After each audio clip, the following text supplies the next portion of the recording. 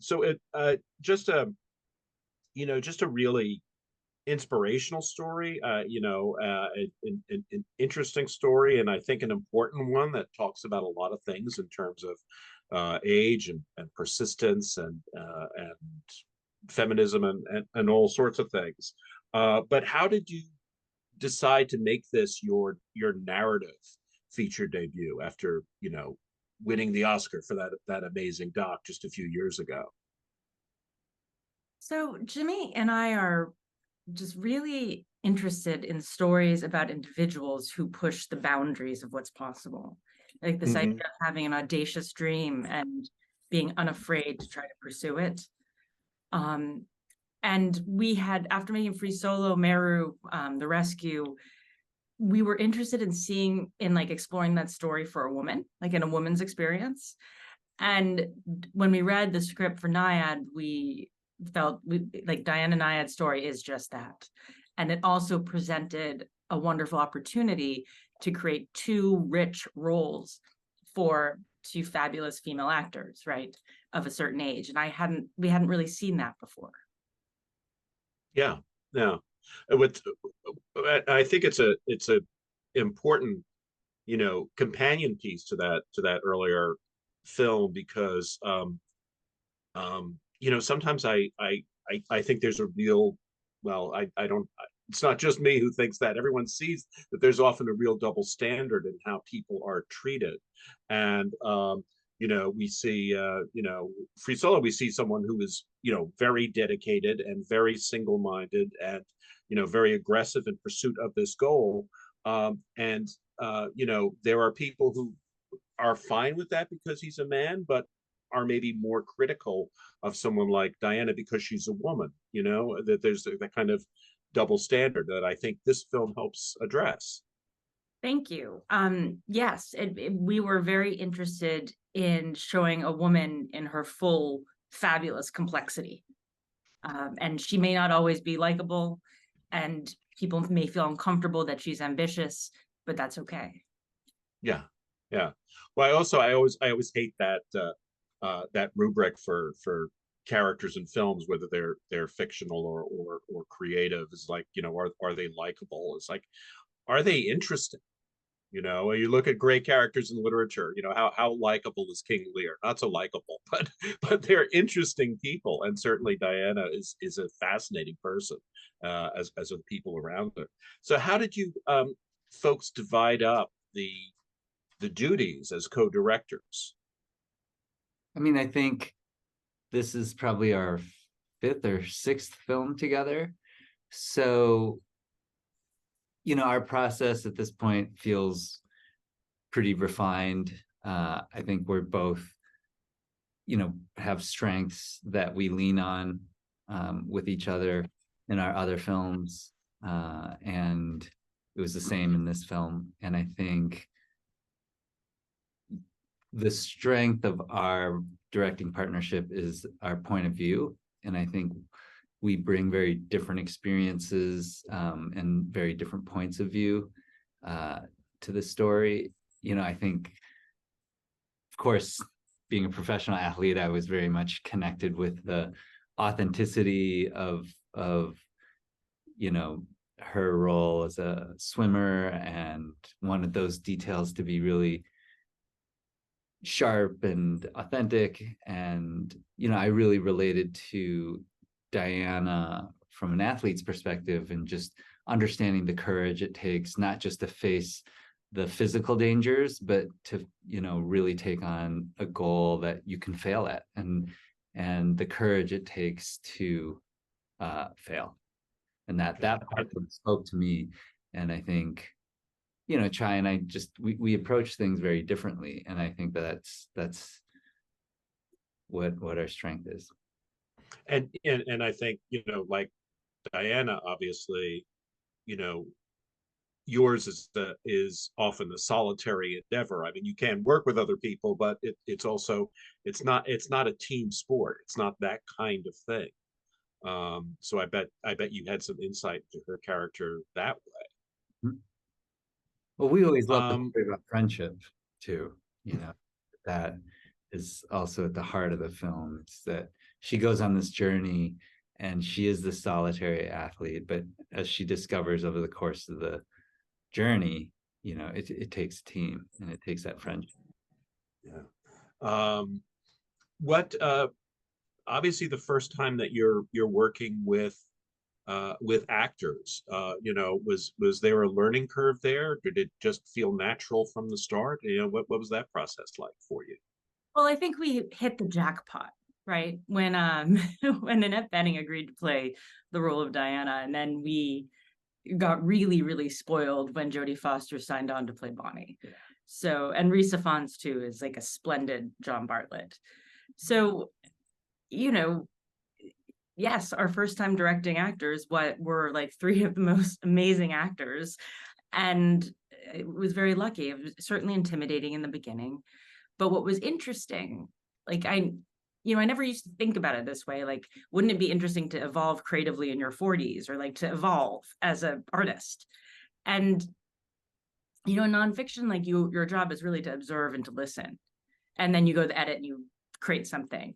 But having the opportunity to have creative partners of that caliber in our actors was a very, very special kind of new growing experience. And, you know, I cannot overstate just how much prep and work they put into those roles. Like Annette trained for over a year to prepare for the physical difficulty of the role. Jodie, likewise. I mean, everyone is making these comments about how splendid she looks, and yeah, she trained really hard. So, you know, they also did some very deep kind of prep, spending time with the real Diana, the real Bonnie.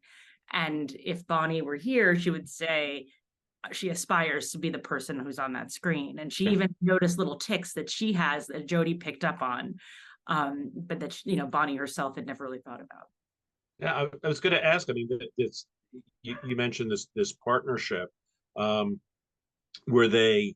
I mean, once they were on board, did they offer a lot of input into the people they were playing, into the characters, and say, you know, no, I think, you know, she wouldn't do this, or I think we need a scene exploring that.